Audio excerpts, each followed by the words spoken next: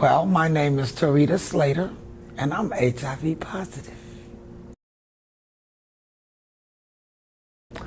I was born in North Carolina. My family moved to Ohio. And then I moved to Washington State when I was 16. And I've been here ever since. I thought my mother was taking me to Washington, D.C. So I told all my friends, I'm going to D.C., y'all. Well, I wind up in Washington State. I didn't know there was two at the time. And I'm now 62. They told me in 1990, I think it was 94, that I was positive.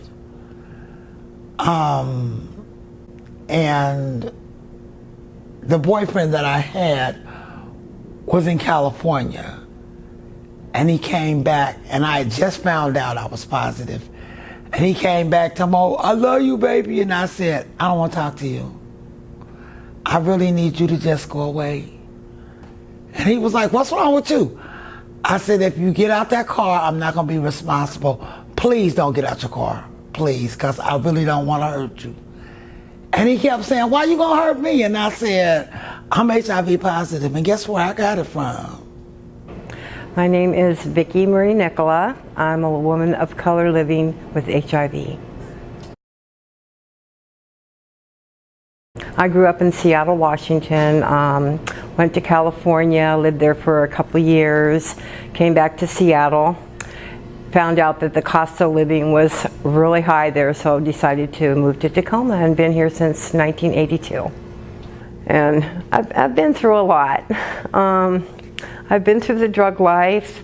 I've been homeless. In fact, actually, when I was diagnosed at the age of 50, that's the first time I became clean and sober.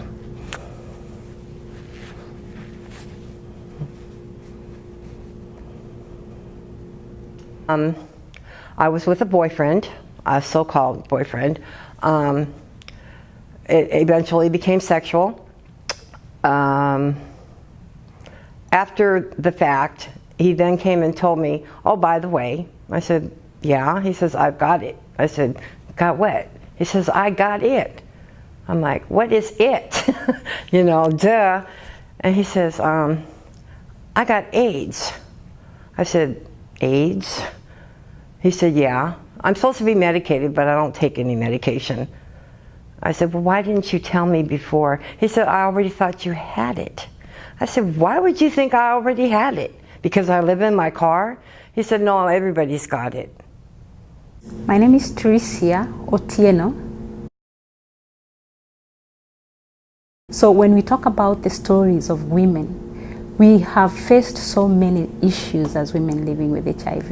We have faced all those challenges and barriers that women always face in the community, but in particular those who are living with HIV. But yet, women living with HIV are powerful, they are resilient, they have so much to contribute. Having HIV has actually been a blessing to me because I know and feel that I wouldn't have met the people that I've met in my life since I've been diagnosed. They've become very important in my life, and they're real, true friends.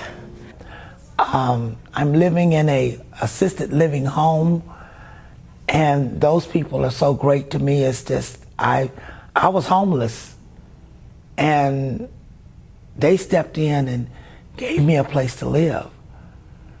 And I don't know where I would be. I think I would be dead by now if I had to live on the street. Being handicapped and homeless, that don't work together.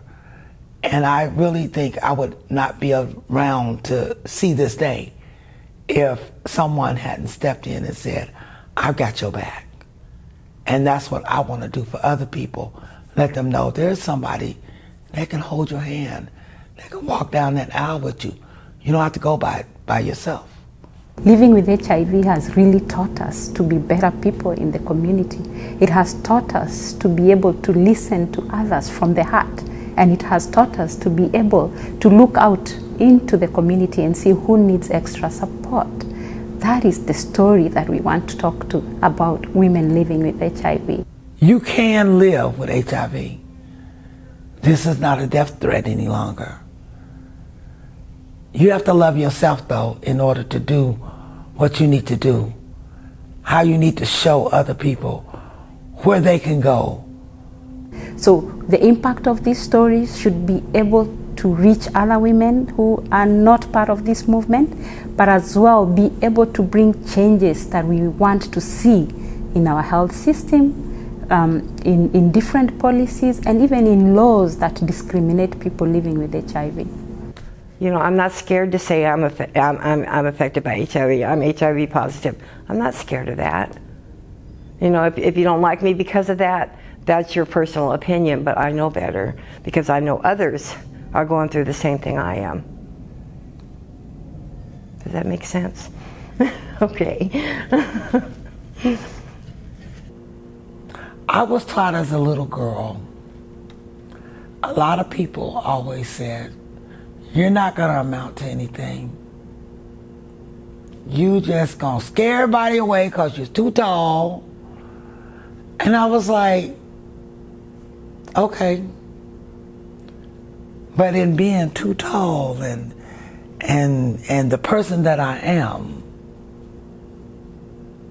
looking at HIV in the face and saying, I am somebody, I will be somebody, and you're not going to stop me. That's just me saying to HIV, I will not be stopped. That's pretty much it. That's my story. Walking in the sunshine, gathering my thoughts, there was something I forgot. Those things that were important don't seem so anymore. As I get a